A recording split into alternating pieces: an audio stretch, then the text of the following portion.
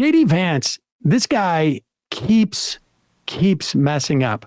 Where's this clip? This JD Vance clip. This is from 2021. 2021. He is on with what show was he on here? This guy named Jack Murphy. We'll play a short clip after this, I think we should, of who this guy is, just to give people a sense, because JD spoke to him in September of 2021. Let's do it sequentially so that we can experience it like JD Vance did. Okay. Here is host Jack Murphy on his show. On Tim Pool's show, I think. This was... Yeah, he was a frequent Tim Pool guest. He got kind of excommunicated from this universe because reportedly he's into some sexual things that maybe involve him being humiliated or cuckolded. And I don't want to kink shame, but here is the operative thing that apparently JD Vance either didn't know to vet or didn't care. And I needed to get more. I was seeking that power. Once I get the power, I find that there's this tendency to sit on my laurels, to rest back and be like, now I have to work on that, bro. Right. So I have to create like this outside invisible that's not enemy that I... That's not the clip. That's just Ian telling his issues. It's 135.35. Is that right? It should be. That was what we just played, so maybe we need to... Okay. All right. Nevertheless, this is a guy who has said that 15-year-olds are basically women for his purposes. And here is JD Vance back in 2021 September, months after the host was talking about 15-year-old girls are basically women. I don't know what that means. They're not, incidentally, in most states. I don't even think there's a state in the country where at 15 you can drive. But nevertheless, here is JD Vance with said Jack Murphy. Have we, or describe, please, the difference in our approach to who we decide to let into America, who can become an American? What changed, who changed it, and what was the purpose, and what is the negative side effect? Yeah, I think it's one of these things that's evolved over time, right? So obviously you had this massive wave of Italian and primarily Italian, Irish and German immigration, right? And that had its problems, right? It had its consequences. You had higher crime rates. You had these sort of ethnic enclaves developing. You had inter-ethnic conflict in the country where you really hadn't had that before. And so there were downsides to it. Obviously, there were upsides too. And one of the cool things that we did in the 1920s is we just sort of slowed down immigration a little bit. We let those sort of populations who had come to the country as new citizens really incorporate themselves into the broader American fabric. That obviously was turned on its head in the 1960s with some of the things we did with our immigration laws. But even in the 1980s, I think that if a new immigrant came to the United States, wherever they came from, they received a pretty straightforward message from the leadership of the country. This is a wonderful country. Obviously, it has its problems, but it's a good place. It's a good place to live in. You have chosen to come here. You owe something to this country, and this country owes something to you. There's this sort of common bond of citizenship. Yeah. So the idea that, these ethnic enclaves create crime, one of the issues with that was economic opportunity. To the extent that any of that is actually true, one of it has to do with economic opportunity that comes out of these so-called ethnic enclaves. Well, here is JD Vance now. This is what's amazing about this guy. His entire campaign seems to be going on tour, basically trying to explain the weird, sort of creepy ass things that he says. And that's his entire campaign. Yeah. I don't even know what he has done beside that. Here's what I meant. Yes, exactly. The JD Vance, here's what I meant tour that he's on. This is him on Friday speaking to the press in Milwaukee, Wisconsin. Okay. Sir. Senator Vance, Chris Cameron at the New York Times, you were talking about the relationship between crime and immigration, and my question is on that issue. Please. In an interview when you were running for Senate in September 2021, you were speaking with Jack Murphy, and you were talking about previous waves of immigration to the United States. You said the following: you had this massive wave of primarily Italian, Irish, and German immigration, and that had its problems and that had its consequences. You pointed to these problems as being higher crime rates, ethnic enclaves, and inter-ethnic conflict. Should the United States have prescribed similar policies to what you're proposing now, including mass deportation, to deal with those issues?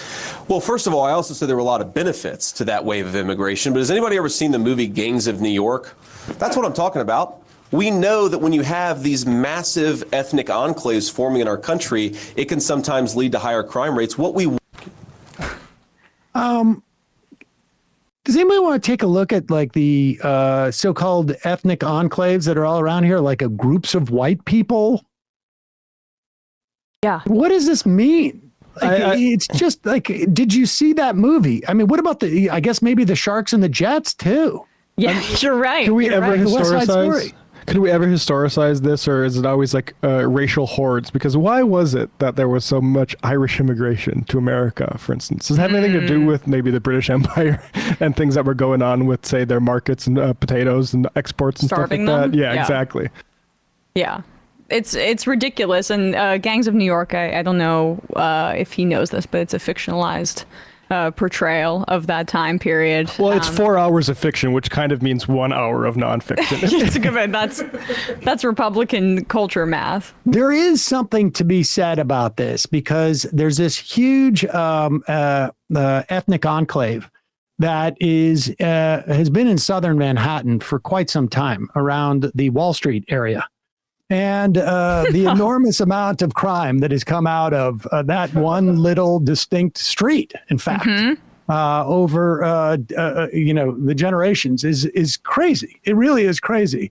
We need to break that stuff up.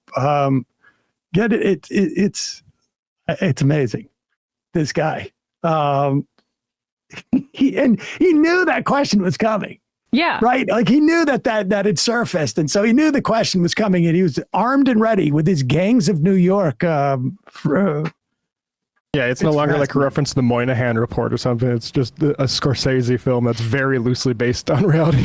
They're basically trying to like invert the Reagan landslides, right? Where he like won over a lot, I think, of what was Irish Americans, Italian Americans. That was a part of how he had that landslide victory. They're trying to do the reverse and have a landslide defeat. One by one. Yep. Also, we should say kudos to J.D. Vance and the Republican ticket, because it does feel like they have been able to at least not have multiple stories a day about how weird they are. And one of the ways that they're doing that is they're basically trying to turn it on to the Democratic ticket and say, they're weird, we're not weird. And one of the ways they're doing that is highlighting the fact that Kamala Harris has, no natural children of her own. They're stepchildren, but no naturally born, I guess, or born children. And I say natural born children because Tim Walz and his wife used IVF, which apparently is for many of the J.D. Vance and Trump people a sin and is problematic because fetuses and eggs don't get used, and that, God wouldn't want that. And so the way that they are now expressing this and showing their solidarity with J.D. Vance Is how you might. this is one of those things. You see one of these ideas and you're like, damn it, how did I not come up with this? But here are pictures from recent Trump events showing rally goers what appear to be cups that are supposed to be containing J.D. Vance's semen, with Vance's face on the cups with the caption J.D. Vance full family kit. Now, I What? Now, Emma has this theory that this is a rat F, but go through the different pictures because, like, I keep thinking, like, is it possible? There's a substance in these ones. Go back. All of them have something in it. What is it? What do they have inside? This feels like it's got to be like a Good Liars thing or something like that. Totally. This is what I'm thinking. I think someone associated with the Democrats started to pass these out and took photos with them just to. And said, hold this. Let me see this. This has got to be. That's got to be. Can we get you to hold the cum receptacle for JD Vance? And I love the idea of Democrats doing dirty tricks. I don't think this is Democrats. I think this is probably somebody like, the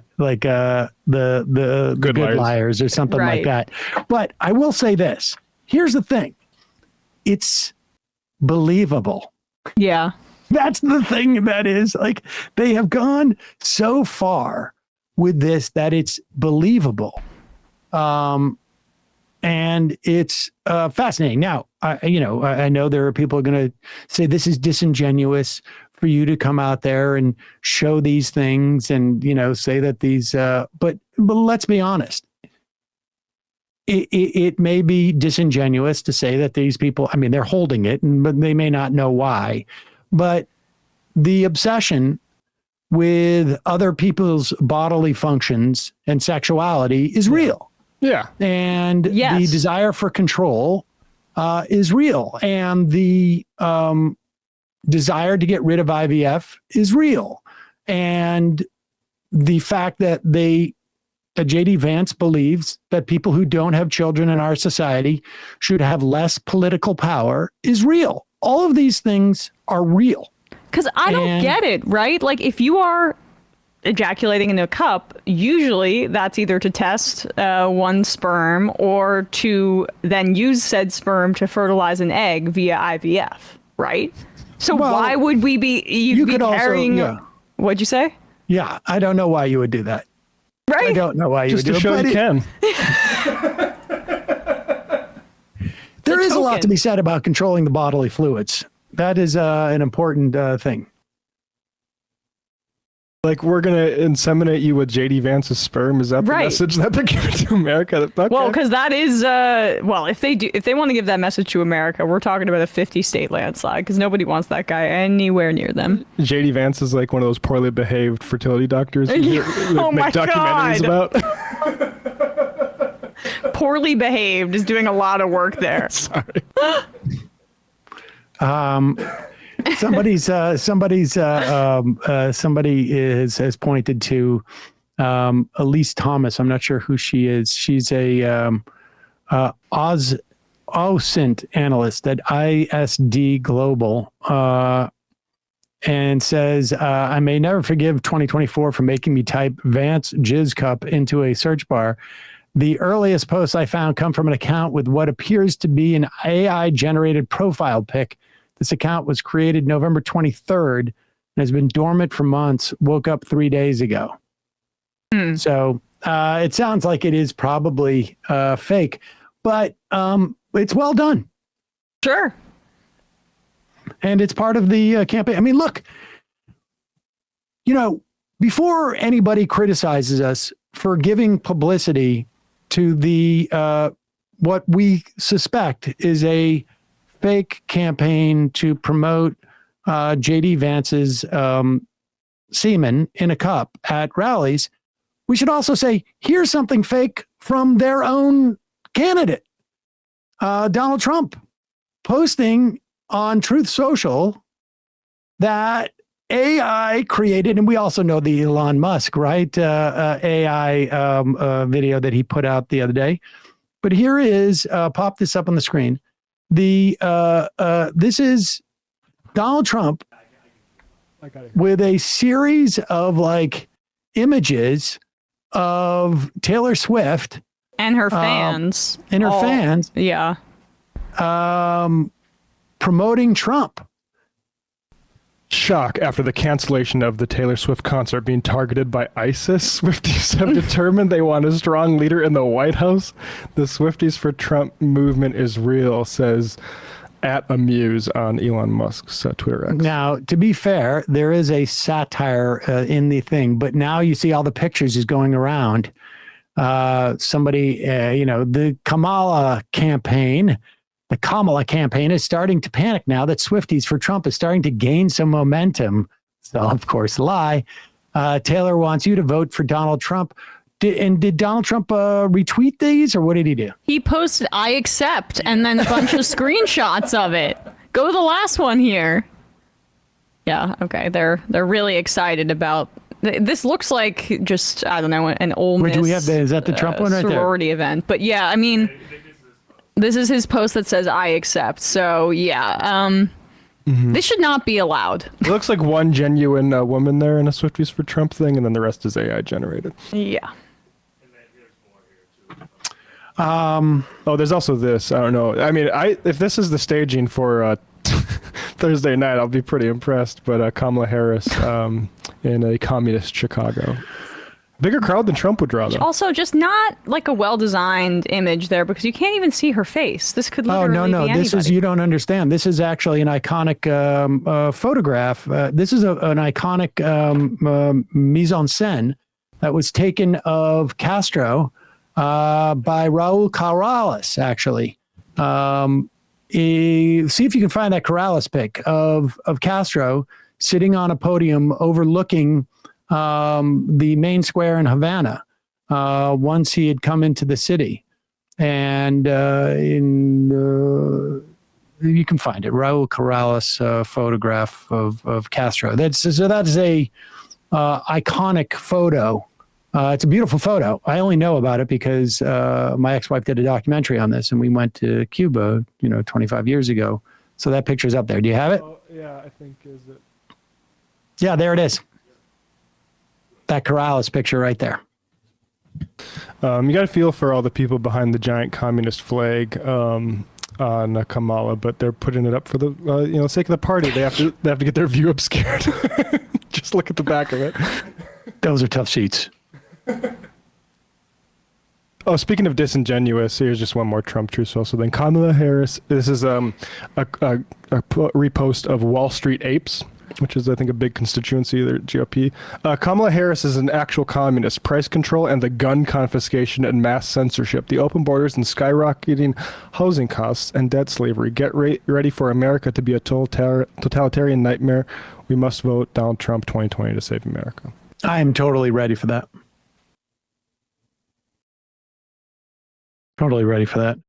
Hey, folks, don't forget to hit the subscribe button and check out our daily show. We do it every day at 12 p.m. Eastern for about 2.5 hours. We even take phone calls. You should check that out.